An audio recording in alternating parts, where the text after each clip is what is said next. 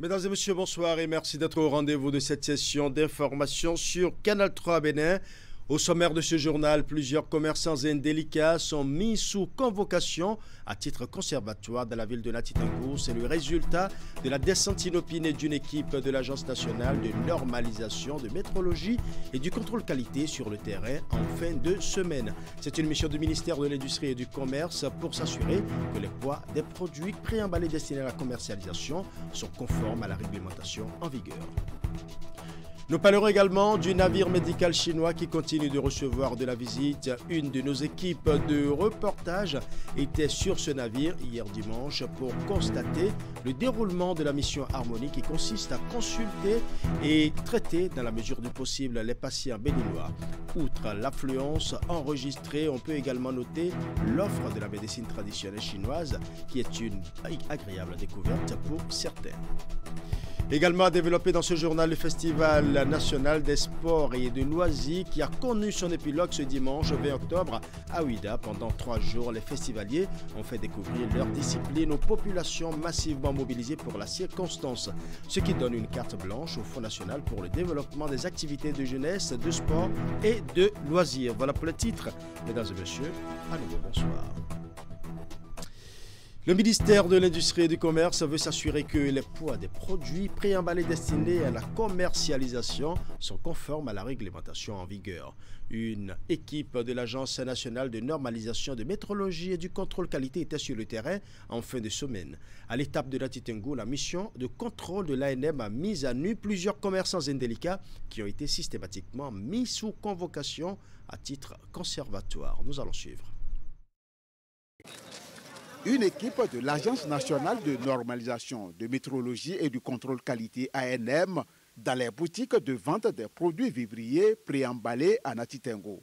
Conformément à sa mission de contrôle du poids net des produits préemballés sur toute l'étendue du territoire national, l'équipe à charge du contrôle qualité a procédé à la vérification des poids des produits emballés, histoire de s'assurer que les quantités inscrites sur les emballages des sacs de riz, de sucre, de sel et de farine de blé sont conformes avant leur vente aux consommateurs. Nous sommes venus contrôler le contenu net des préemballés qui concernent les produits comme le riz, les sacs de sucre, les sacs de blé, le sel et d'autres produits qui sont préemballés en général. Et le contrôle a été effectué dans les communes de Basila, de Djougou et aujourd'hui à Natitengou. Sur le terrain, certains commerçants sont respectueux des normes pendant que d'autres, les plus indélicats d'ailleurs, continuent de fouler aux pieds la réglementation en vigueur. Actuellement, nous sommes en train de passer les boutiques de la ville de Natitengou et dans le contrôle, on a pu constater qu'il y a certaines boutiques qui ne respectent pas les normes et des convocations ont été adressées à ces opérateurs pour se présenter aux autorités compétentes.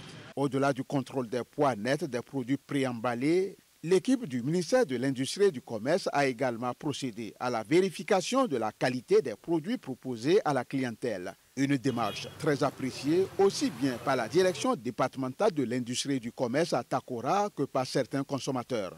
C'est une joie pour la direction de mener cette mission conjointe avec l'ANM pour assainir le marché sur la conformité des poids des préemballés et le contrôle des produits non commercialisables, je veux parler des produits périmés. Cette mission permet sur le territoire des départements de la Takora et de la Donga qu'on réduise, qu'on ne retrouve plus les produits impropres à la consommation et cela permettra à la population de consommer les produits sains. C'est un bon travail que les gens abattent. Vraiment, nous les félicitons. Nous les félicitons parce que je crois qu'ils ne veulent pas la corruption dans la vie. Au terme de cette descente inopinée dans les boutiques de Natitengou, le premier responsable de l'inspection et du contrôle qualité se dit plus ou moins satisfait tout en exhortant les consommateurs à plus de vigilance et à dénoncer les commerçants indélicats qui, tapis dans l'ombre, continuent de s'enrichir sur leur dos. Si c'est bon. Parlons à présent du navire médical chinois qui continue de recevoir de la visite. Une de nos équipes de reportage était sur ce navire hier dimanche pour constater le déroulement de la mission Harmonie qui consiste à consulter et traiter dans la mesure du possible les patients béninois. Outre l'affluence enregistrée, on peut également noter l'offre de la médecine traditionnelle chinoise qui est une agréable découverte pour certains. Et ce matin déjà, l'équipe médicale chinoise a repris son bâton de pèlerin pour se rendre à l'université d'Abomey-Calavi pour le même exercice.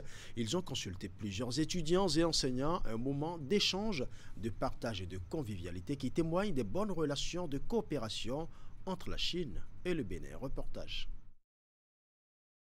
Le campus d'Abomey-Calavi accueille la mission médicale chinoise du navire Arche de la Paix. Ensemble, étudiants, enseignants et le personnel de l'administration universitaire se font consulter gratuitement. Chaque patient expose les maux dont il souffre avant de se faire ausculter. Il y a eu un examen sommaire qui a découvert une certaine affection sur mes yeux qui existait, que je connaissais. Donc je crois que ce qui se fait, c'est bien fait. Pour qu'une mission comme ça se déplace pour venir dans notre pays, pour voir les malades béninois, pour pouvoir consulter les béninois, pour moi c'est une très bonne chose. Et je crois qu'on doit pouvoir renforcer ça et élargir ça à d'autres domaines pour que la coopération puisse vraiment être fructueuse. Bon, ça a été bien, hein? Bien rapide. Bien rapide, j'ai aimé, oui. Maintenant, on m'a donné des médicaments. Je vais utiliser pour voir si je vais trouver satisfaction.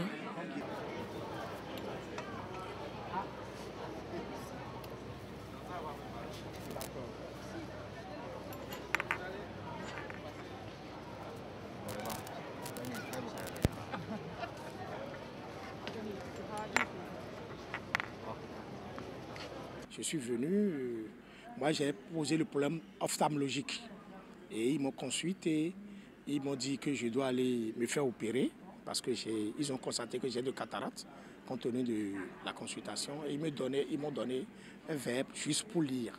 Je trouve que c'est bien et j'ai aimé ça. Je suis venu pour faire l'ophtalmologie, les yeux, pour regarder, mais déjà les lunettes qu'ils viennent de me donner ont nettement amélioré mes yeux par rapport à ce que j'avais. Donc j'ai vu des petites écritures que j'ai pu lire, alors qu'avant, ce n'est pas facile. Une fois encore, l'équipe médicale chinoise s'est surpassée en recevant au-delà du nombre de patients préalablement inscrits. La preuve que l'université d'Abomey-Calavi avait bien besoin de cette mission sanitaire. En ce mois du consomme local, la Chambre de commerce et d'industrie du Bénin et le chef du projet d'appui au développement de l'agriculture et à l'accès au marché PADAM ont réuni plusieurs producteurs, transformateurs et experts pour mettre en valeur les dérivés du manioc et ses opportunités économiques et commerciales. L'événement est dénommé Projecteur sur le manioc et ses dérivés. Retour sur les images de cette exposition. Sur ces stands sont exposés de nombreux produits dérivés du manioc, du gari, du tapioca, des cakes, des fourrés, du attiéké et bien d'autres. La farine panifiable que j'ai fait, c'est pour qu'on puisse l'utiliser pour faire par exemple les gâteaux, les beignets, la pâte locale, le fécule de manioc qui est là, qu'on peut utiliser un peu en cuisine, pas beaucoup, mais on peut l'utiliser pour rendre nos tissus brillants. Quand vous lavez le linge, vous mélangez un peu de cette farine dans de l'eau, vous en faites une bouillie. Dès que ça bout, vous mélangez maintenant la dernière eau de rinçage et vous plongez votre vêtement qui est déjà bien propre, rincé. Ça permet de récupérer l'habit ou le pagne vraiment brillant. Quand on repasse, vous avez l'impression que ça sort d'usine. Je présente mes biscuits à base de farine de manioc, du 100% farine de manioc. Il n'y a pas le blé dedans. Et donc ça veut dire que c'est sans gluten. Le chef projet PADAM, dans une communication, a présenté les techniques de transformation et de commercialisation du manioc, ainsi que les opportunités de financement disponibles dans cette filière. Un exercice qui vise à mettre en lumière les potentialités liées à ce tubercule. Aujourd'hui, le manioc n'est plus consommé par le pauvre, le manioc est consommé par toute la population, que ce soit riche ou pauvre, que ce soit grand ou petit, c'est dans l'assiette de tout le monde. Donc la demande intérieure est là forte, que nous pouvons toujours continuer par satisfaire.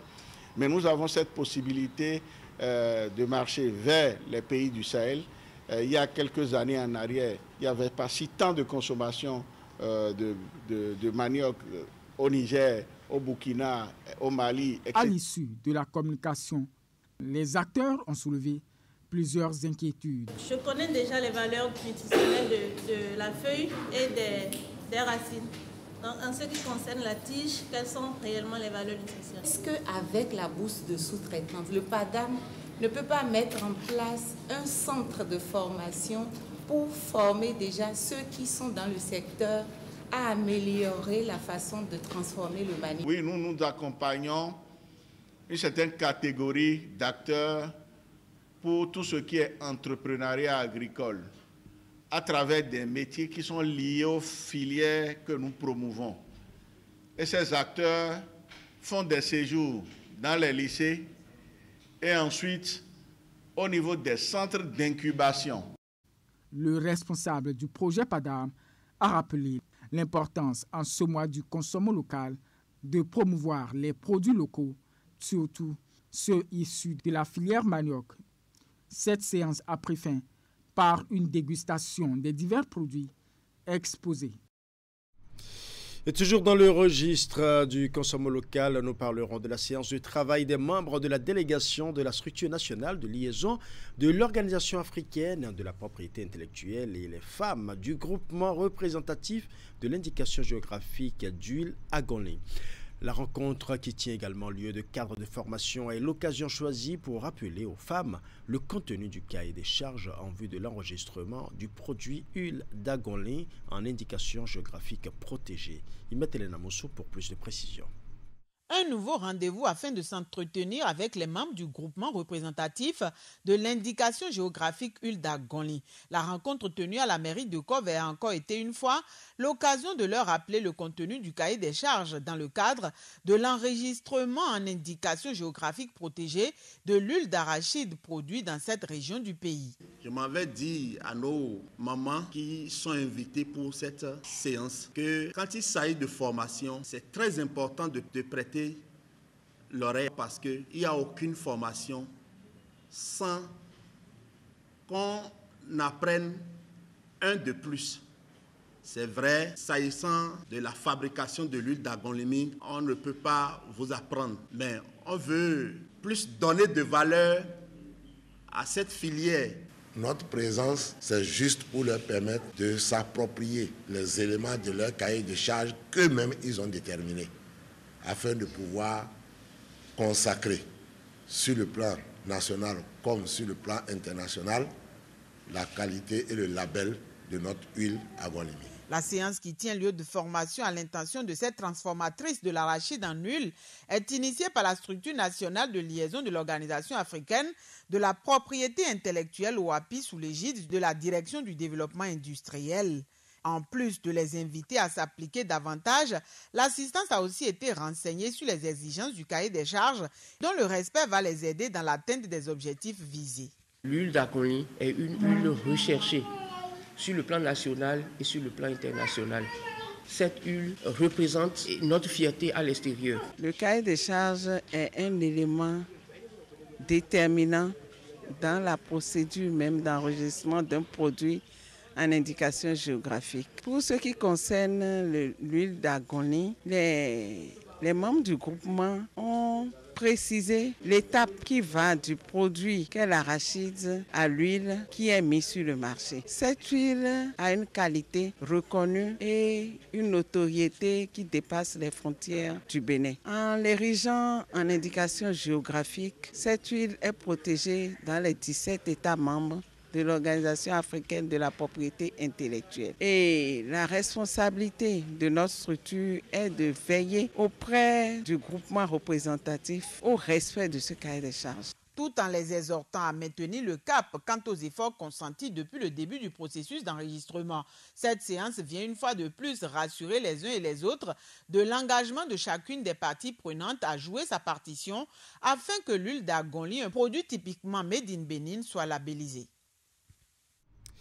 Le Centre national de sécurité routière CNSR Zone Nord poursuit sa campagne de sensibilisation marche vers l'école dans les localités du Septentrion. Après l'étape de Kandi en début de semaine, ce sont les élèves du CEG1 de Natitengu qui ont accueilli la délégation du CNSR. Les détails. Les statistiques ont lancé quelques semaines avant le démarrage des activités pédagogiques dans les établissements scolaires du pays. La campagne nationale de sensibilisation Marche vers l'école se poursuit dans les localités du Septentrion. Après l'étape de Kandi dans la Liborie, l'équipe du Centre national de sécurité routière zone nord met le cap à Natitengu dans l'Atakora. Ici, ce sont les apprenants du CG1, le plus grand collège de la place, qui accueillent la délégation du CNSR. Dans une démarche pédagogique et interactive, un accent particulier est mis sur les mesures de prudence sur la route et les différents types de panneaux de signalisation routière.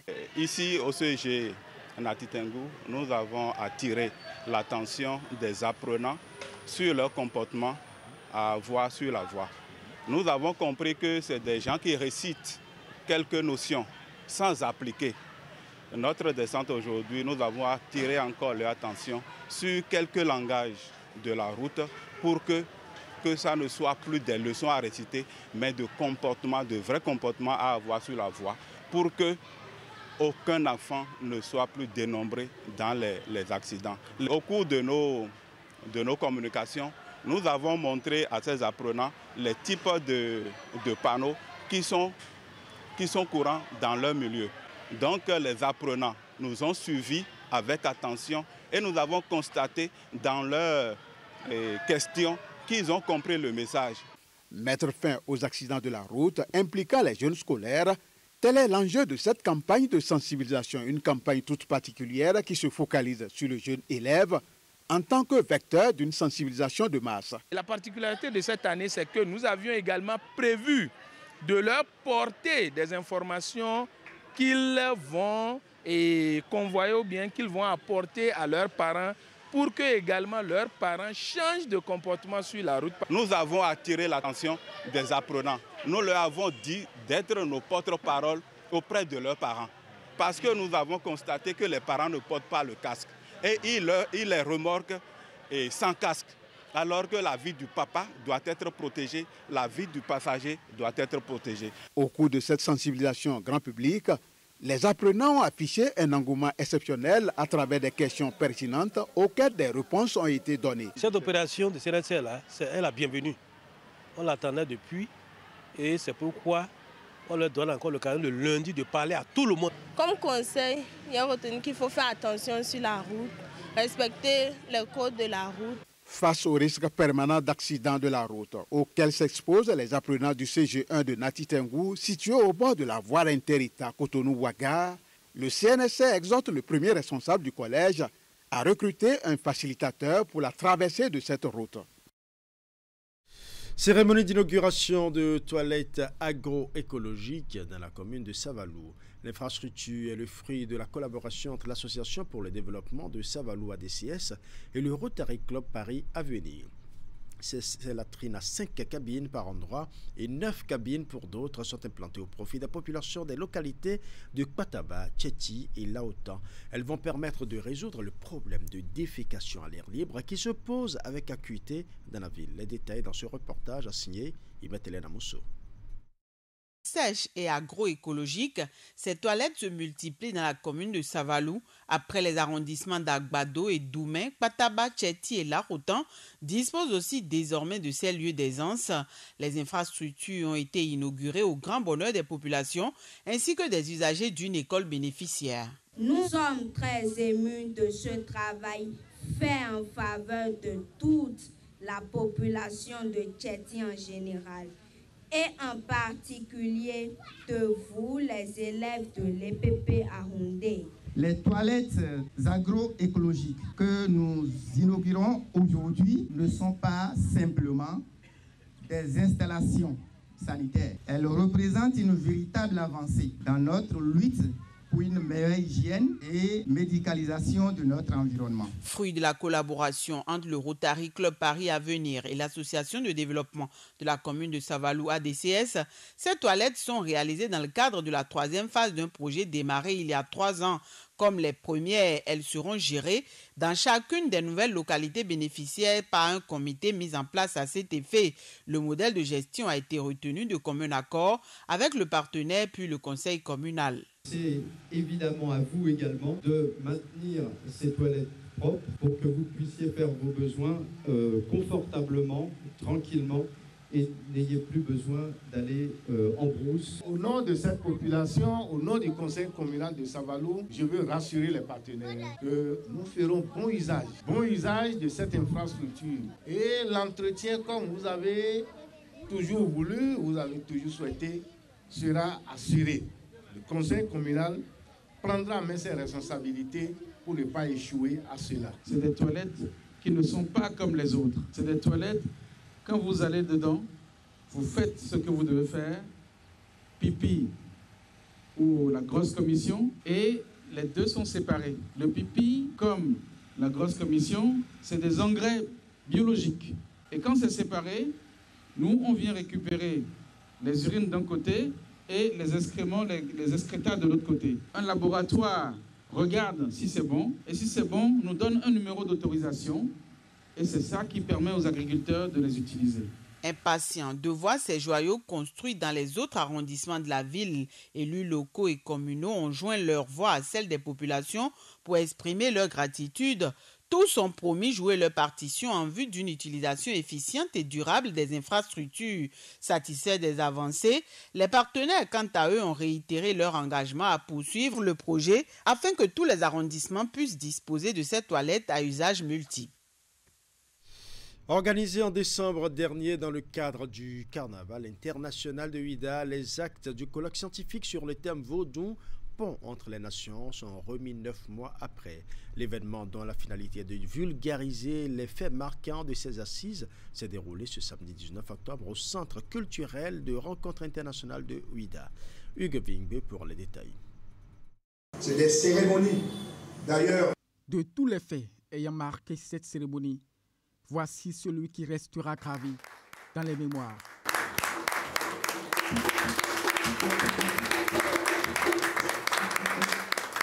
Les actes du colloque international tenu à Ouidah les 26 et 27 décembre 2023 sont officiellement remis à qui de droit. Cet ouvrage de 608 pages est rédigé en 2 parties, le livre des résumés et le livre des tests d'articles. À la page 17 du document, le titre est évocateur. Assin, homme vaudou, trilogie indissociable de la cosmologie chez les fonds à Ouidah, Bénin. Les auteurs ont montré comment la pratique Assin traduit-elle la cosmologie chez les fonds à Ouidah. Coordonné par le professeur Dodi Amouzouvi, le colloque a réuni des scientifiques venus de 40 pays. Vaudou, le terme est vague et évocateur, mais aussi révélateur. Il faut aller en parler, et en parler davantage. Le vaudou souffre de beaucoup de préjugés. Le vaudou a été sous plusieurs formes d'oppression et continue de l'être. Il revient à la communauté vaudou de parler du vaudou. Le colloque scientifique est l'une des activités phares du Carnaval international de Ouidah, organisé du 26 au 28 décembre 2023. Si ce festival a connu un succès remarquable, ses organisateurs ont dû braver des obstacles. Le chemin qui mène de ces années jusqu'à décembre 2023 et de 2023 à aujourd'hui aura été long, très long, semé d'embûches, semé de tessons de bouteilles, semé de cactus. Mais beaucoup d'hommes, beaucoup de femmes, beaucoup d'institutions ont rendu ce chemin praticable. Et l'une de ces structures est la société de télécommunications MTN Bénin. Cette communication va continuer et nous allons compter sur notre réseau partenaire qui nous avait accompagnés sur les autres activités et qui a accepté d'accompagner le projet SIO et aussi sur son axe Vodou. C'est la première fois qu'un réseau GSM privé s'est engagé à accompagner un projet privé portant sur de la religion. Les actes du colloque scientifique du Carnaval international de Ouidah sont accessibles au prix de 20 000 francs CFA. L'école primaire publique Saint-Nandé 2 accueille dans quelques mois des infrastructures sportives de haut standing. Il s'agit de 2 terrains multisports dont le projet porté par Nobila Investment et le centre EIA. La première pierre marquant la construction de ces joyaux a été posée vendredi dernier dans l'établissement hôte. Esther Tofa pour le compte rendu. C'est un geste à l'actif de Nobila Investment et le centre EIA. 2 terrains multisports dont la première pierre vient d'être posée avec pour bénéficiaire principal les écoliers de l'EPP Saint-Nandé 2 à Akpakpa. Le projet du centre EIA, c'est vraiment de pouvoir offrir un espace à notre jeunesse pour s'épanouir en dehors des cours pour vraiment accomplir ces différents talents. Nous estimons que le sport, la culture sont vraiment des leviers incontournables de développement et il est très important que nous puissions compter sur les autorités publiques mais aussi sur les partenariats privés comme celui dont nous bénéficions aujourd'hui pour pouvoir élargir notre impact et vraiment faire une différence dans la vie de notre jeunesse, ce qui pour nous est la seule raison pour laquelle aujourd'hui EIA existe. En posant cette première pierre, nous ne faisons pas inaugurer de nouveaux terrains de sport. Nous ouvrons la voie à de nombreuses opportunités pour les jeunes de cette école et l'ensemble avec le centre EIA. Nous espérons toucher de plus en plus de vie à travers nos actions. Bientôt érigées dans le 2e arrondissement de Cotonou, ces infrastructures sportives viendront rehausser l'aspect de la ville capitale économique. Je voudrais vous assurer que la mairie de Cotonou sera toujours à vos côtés pour accompagner et soutenir ces initiatives. Vous pouvez compter sur nous pour continuer à encourager ce type d'action car elles façonnent notre ville de demain. Merci à tous et que ce projet soit un modèle de réussite pour Cotonou et pour le Bénin. Le volleyball, le handball, le basketball et le hockey sont les sports prévus pour être pratiqués sur ces terrains. Mais pour y accéder, il faudra attendre au moins février 2025. Le Festival national des sports et de loisirs a connu son épilogue ce dimanche 20 octobre 2024 sur le complexe sportif de la ville de Ouidah. Pendant 3 jours d'intenses activités, les festivaliers ont fait découvrir leur discipline aux populations massivement mobilisées pour la circonstance. Danses et d'autres moments de réjouissance ont meublé les festivités, ce qui donne une carte blanche au Fonds national pour le développement des activités de jeunesse, des sports et de loisirs. Reportage. Faire la promotion de toutes les fédérations et associations sportives et rapprocher les peuples est le principal enjeu du Festival national des sports et de loisirs. Une mission bien accomplie par le Fonds national pour le développement des activités de jeunesse, sport et loisirs, soldée par un bilan positif à la grande satisfaction des organisateurs.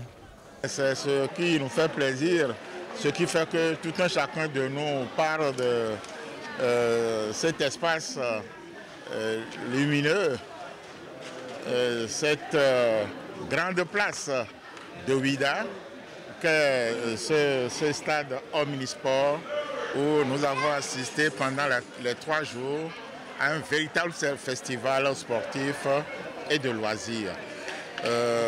Vous avez vu vous-même le plaisir que nous avons tiré, et tous les spectateurs ont tiré de ces manifestations. Je pense que Ouidah a été une bonne étape dans le parcours de ce programme du FNDHJSL. Des moments de liesse qui ont permis aux festivaliers non seulement de révéler, mais aussi d'informer sur la particularité de leur discipline, la population de Ouidah et autres. La particularité de Tossimen Ball, c'est que tous les autres jeux, on va à l'encontre de la balle. Mais ici, il faut esquiver la balle. D'où le nom Tossimen. Alors, pour marquer des buts en Tossimen Ball, il faut toucher tes adversaires à des parties de but et pas des lancers après avoir échangé entre tes coéquipiers. Donc, si tu reçois la balle de la tête jusqu'à l'abdomen, ça devient un but de 3 points qui équivaut à un ago. Et tu quittes tes partenaires pour rejoindre tes adversaires, mais dans des zones restantes derrière eux qui s'appellent les prisons. Nous ne sommes pas des gros bras, nous sommes des hommes musclés. Nous ne gardons pas la masse. Ceux qui gardent la masse, ce sont eux qu'on appelle les gros bras. Ici chez nous, nous perdons la masse. La sèche est très importante pour nous. Donc nous sommes les hommes musclés, pas des gros bras. Nous essayons de faire l'apologie de la magnificence. C'est un jeu qui permet à tout pratiquant de mieux s'exprimer. Moi, ce que je vais dire, c'est de mieux s'exprimer parce qu'il y a le vocabulaire, il y a la grammaire, il y a la conjugaison, et les mathématiques également, et bien évidemment, il y a le côté technique et tactique. Pendant 3 jours, diverses finales, notamment le football et la boxe, se sont déroulées, accompagnées des distinctions individuelles et collectives. Dans la perspective de pérenniser le FENACEL, le FNDHSL offre l'opportunité aux populations du Nord d'accueillir la prochaine édition. Voilà, ce sera tout pour ce journal. Merci pour votre aimable attention. Bonne soirée chez vous.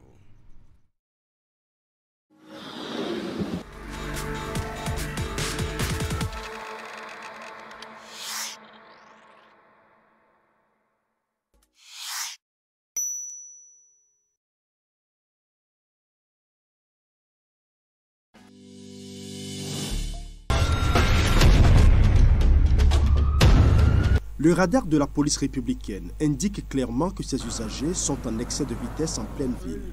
Si nous sommes avec